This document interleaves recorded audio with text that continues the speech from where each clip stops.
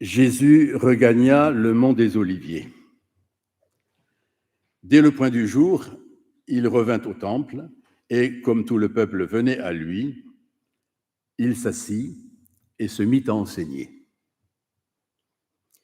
Les scribes et les pharisiens amenèrent alors une femme qu'on avait surprise en adultère et ils la placèrent au milieu du groupe. « Maître, lui dirent-ils, cette femme a été prise en flagrant délit d'adultère. Dans la loi, Moïse nous a prescrit de lapider ces femmes-là. Et toi, qu'en dis-tu »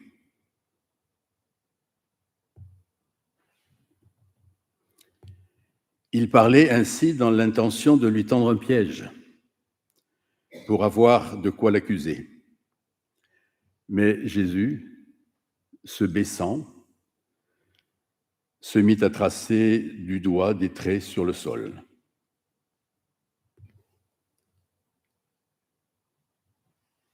Comme il continuait à lui poser des questions, Jésus se redressa et leur dit que celui d'entre vous qui n'a jamais péché lui jette la première pierre. Et, s'inclinant à nouveau, il se remit à tracer des traits sur le sol. Après avoir entendu ces paroles, ils se retirèrent, l'un après l'autre, à commencer par les plus âgés. Et Jésus resta seul. Comme la femme était toujours là, au milieu du cercle, Jésus se redressa et lui dit : « Femme, où sont-ils donc ? Personne ne t'a condamné ? » Elle répondit : « Personne, Seigneur. » Et Jésus lui dit : « Moi non plus, je ne te condamne pas. Va et ne pêche plus. »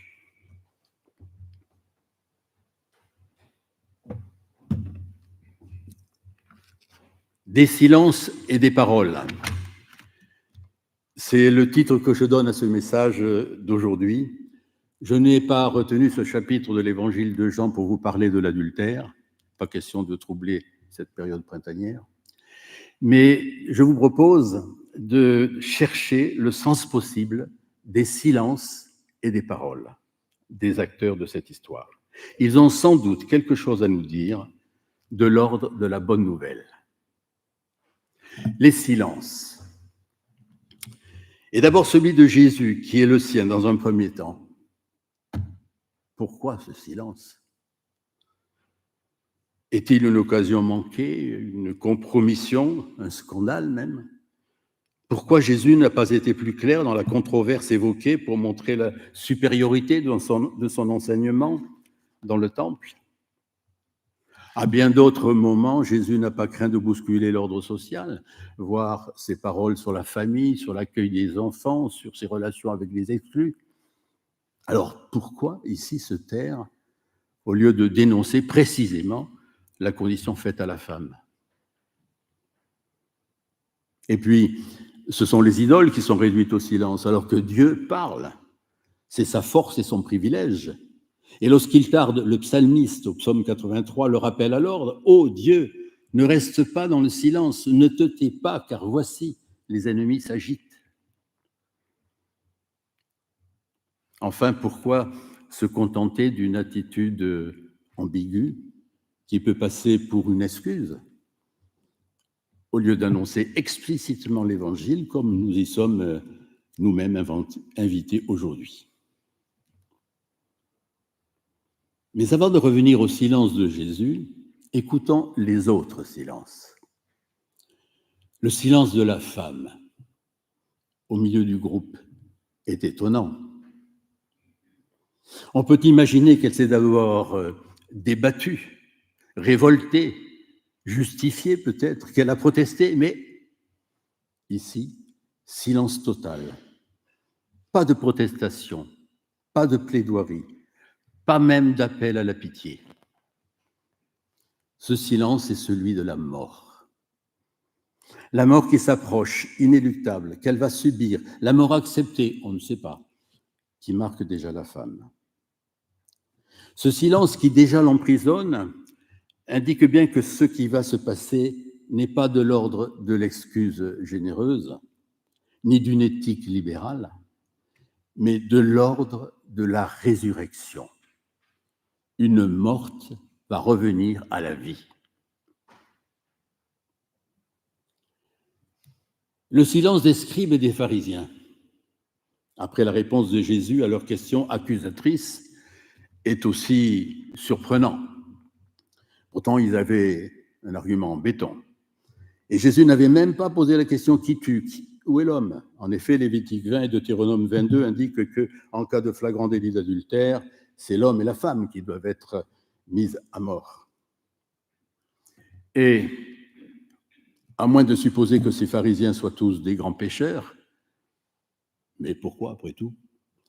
Ils pouvaient répondre que leur péché n'excusait pas celui de la femme, et peut-être qu'ils avaient satisfait aux exigences de la loi à ce propos, et quoi d'autre encore, je ne sais. Ce silence survient au moment où la parole de Jésus a changé le sens de ce qui allait se passer. Ce qui était une lapidation collective sous l'autorité de la loi devient un geste à responsabilité personnelle. Alors ici, deux réflexions. D'abord sur ce dévoilement de l'utilisation perverse de la loi comme une autorisation d'acte qu'on n'assumerait pas personnellement, ici la condamnation. Luther refusait de redonner une place à la loi dans la vie du chrétien, et Calvin indiquait qu'elle ne peut être utile que pour l'édification et le service, et non plus pour la condamnation. Ensuite, ce silence des pharisiens révèle leur peur, leur culpabilité. Il révèle en bref que leur recours à la loi derrière laquelle ils abritent leurs pulsions et leurs envies est la révélation de leur mort à une relation personnelle à Dieu. En contraste, le silence de Jésus, j'y reviens, autant il apparaît surprenant au premier abord, autant il est parfaitement opérant lorsqu'on fait le bilan du récit. Il refuse d'entrer dans le jeu de l'utilisation perverse de la loi, bien plus fort que si Jésus s'était mis à argumenter avec les pharisiens. Un refus absolu mais risqué, car Jésus joue là sa crédibilité. Un risque sans doute mineur face à celui qu'encourt la femme, mais qui renvoie au risque majeur que Jésus a personnellement pris en restant silencieux devant les accusations quand il comparaît devant le Sanhédrin. Ce qui nous rappelle les affirmations de Paul, la croix met fin au pouvoir de mort de la loi. Ce silence crée un espace de liberté. Scribes et pharisiens voulaient coincer Jésus. Leur raisonnement était d'une logique implacable et ce silence premier le libère de cet étau. Mais surtout, il va créer un espace où la femme va pouvoir être accueillie et où elle va pouvoir revivre. Ce qu'exprime bien la gestuelle de cet épisode, Jésus se redresse, signe de libération, et s'adresse à la femme, qui de ce fait n'est plus l'objet dont on parle, l'objet d'une condamnation, mais un sujet à qui l'on parle, et qui va redevenir un sujet parlant. Ces silences appellent à méditer. Notre époque est bavarde et laisse peu de place au silence. Il y a eu un temps où c'était la parole qui était soupçonnée. Parole, parole, chantait Dalida. C'est manifestement le silence aujourd'hui qui est culpabilisé. La revendication de transparence absolue, il faut tout dire. L'injonction à parler de soi, de ses blessures, de ses deuils, et si possible à la télé ou sur les réseaux sociaux. L'obligation de prendre la parole sur tout, de dénoncer immédiatement, voire de soupçonner, même quand on ne sait pas. Un peu comme si nous fonctionnons sur un mode binaire, comme les ordinateurs. Oui, non. Et le silence est un bug. Que signifient nos silences? Bien souvent, certes, de l'accablement. De l'accablement devant la crise, les guerres, l'injustice, la violence, on n'y peut rien. Mais aussi devant les petites crises de nos vies individuelles, familiales, sociales, ecclésiales. Je me tais. Bien souvent, il signifie aussi notre fuite devant ce qui serait à faire ou ce qu'on pourrait faire. Fuite avec le secret espoir que d'autres vont s'en occuper. Il ne s'agit donc pas de prétendre que tous nos silences seraient nobles. Mais, néanmoins, ne pourrions-nous pas apprendre le silence? Le simple silence du respect humain. Dans une société où la personne est livrée à toutes les exigences, à toutes les manipulations, le silence peut être l'attitude du respect. Le silence évangélique du refus de juger. Dans un contexte où chacun est obligé de défendre sa valeur, où l'évaluation dérape souvent en jugement, les débats en attaque personnelle, le silence peut signifier que le jugement revient à Dieu. Refuser de juger, de prononcer un jugement serait, au risque d'être mal compris, un témoignage évangélique. Enfin, au lieu d'être un outil pour cacher, fermer, recouvrir, le silence peut être un temps de liberté et d'accueil. C'est ce que l'on apprend dans l'écoute, écoute des autres, mais aussi écoute priante de Dieu. Non plus un bug, mais l'espace de liberté où peuvent s'épanouir les oui et les non de la vie. Je me souviens des témoignages de Nathalie, notre aumônière des hôpitaux, lors de la reconnaissance de son ministère ici même il y a peu. Elle nous disait combien la force du silence dans son écoute du malade pouvait parfois conduire à des vérités libératrices. Le silence de Dieu n'est-il pas aussi l'espace qu'il offre à notre liberté responsable?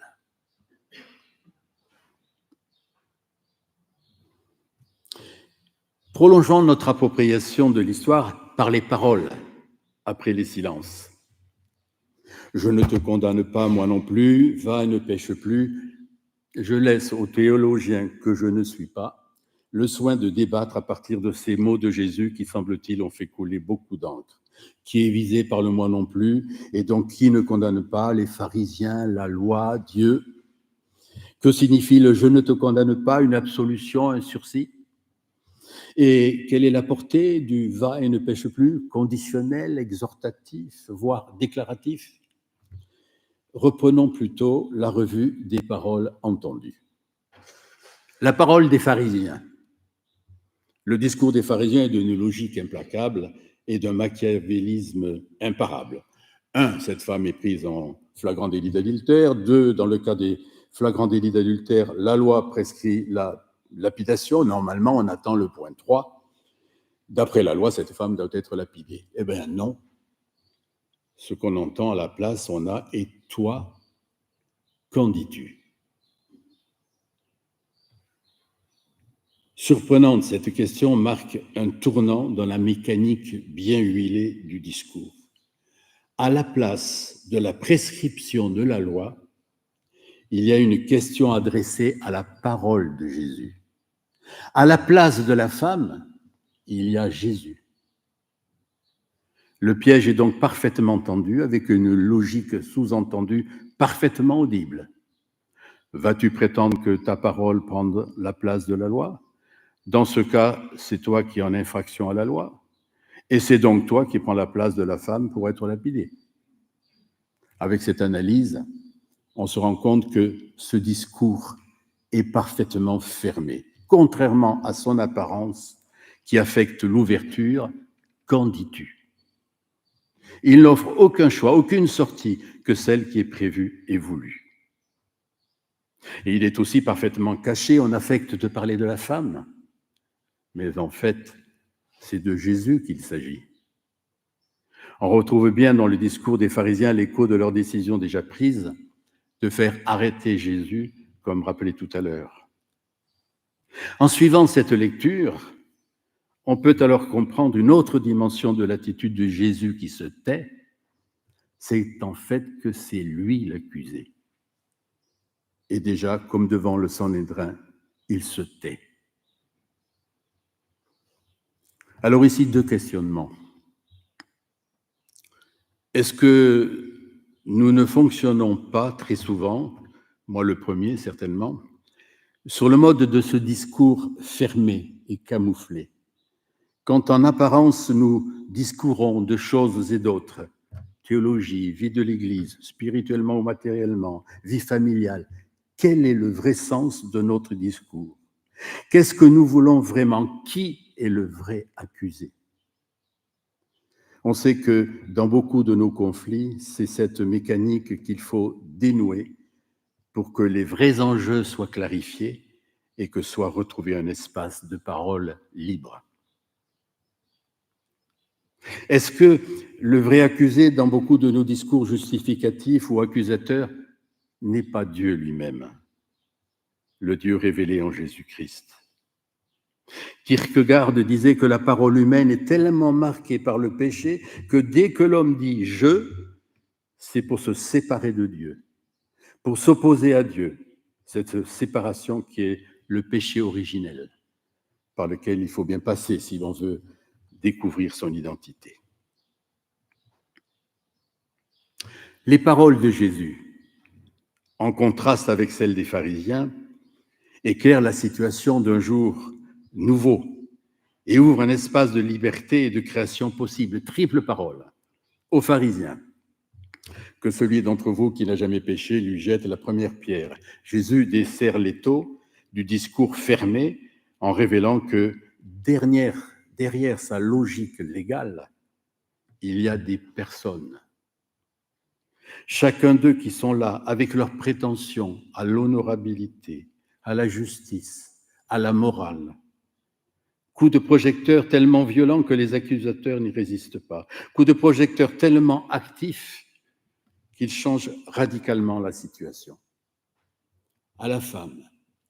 D'abord, femme, où sont-ils donc ?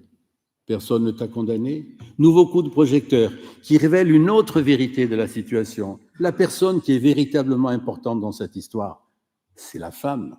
Ce ne sont pas les pharisiens qui sortent du champ, ni même Jésus, l'accusé caché, qui aurait pu triompher en dévoilant le piège auquel il a échappé. Mais c'est la femme qui lui importe. Cette parole est une parole de résurrection et de libération. Celle qui était déjà comme morte est de nouveau prise en considération, vivante, libérée de ses accusateurs et donc de l'accusation. À la femme, encore et ensuite, moi non plus, je ne te condamne pas, va et ne pêche plus. J'ai dit tous les débats qui pouvaient se développer autour de ces paroles, n'en faisons pas nous-mêmes un système, mais entendons-les comme paroles de reconnaissance et d'ouverture à la liberté de la vie. Le « je ne te condamne pas » n'est pas une excuse facile. Jésus situe ainsi la femme comme quelqu'un qui aurait pu être condamné et qui se trouve donc maintenant dans une situation de gracié. Le « va et ne pêche plus » ouvre un espace de liberté, éclairé par la grâce de Dieu. Jésus libère la femme d'elle-même, l'invite à changer de vie. Il tourne son regard vers l'avenir. Il lui offre un avenir.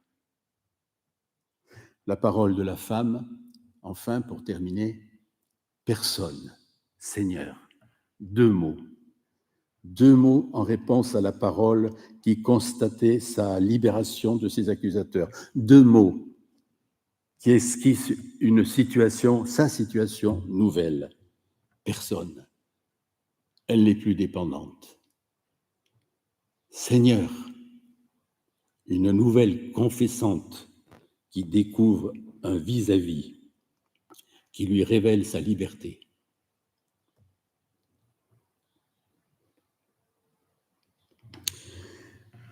À vous tous qui êtes ici, et à vous tous qui êtes au loin devant vos caméras, dans l'écoute de ces silences et de ces paroles, cette histoire est pour vous.